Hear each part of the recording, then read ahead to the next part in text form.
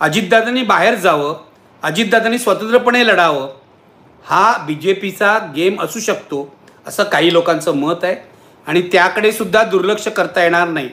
अजितदादा स्वतंत्रपणे लढले तर ते शरद पवारांची मतं फोडू शकतात, काही मुस्लिम मतं फोडू शकतात आणि त्यांच्या विरोधात म्हणजे शरद पवारांचा उमेदवार तर असेलच, पण भाजप आणि शिंदेंचा उमेदवार असेल, त्यांच्याकडे हिंदुत्ववादी मतं राहतील आणि तो उमेदवार अधिक सेफ होईल।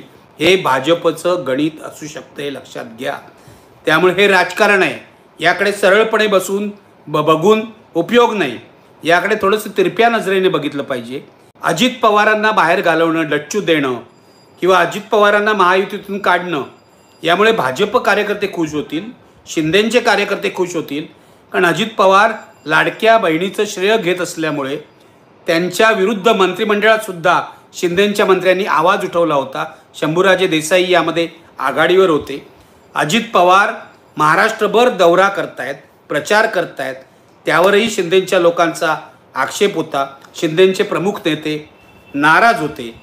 त्यांना खुश करायला म्हणून म्हणजे संजय शिरसाट, भारत गोगावले, हेमंत पाटील, आनंद अडसूळ यांना खुश करायला म्हणून त्यांना एसटी महामंडळ, सिडको महामंडळ वगैरे महामंडळं आता ऐनवेळी निवडणुकीला 1-1.5 महिना राहिलेला असताना देण्यात आलेली आहे। यावरही अजितदादांच्या लोकांनी आक्षेप घेतला, त्याकडे दुर्लक्ष करण्यात आलं।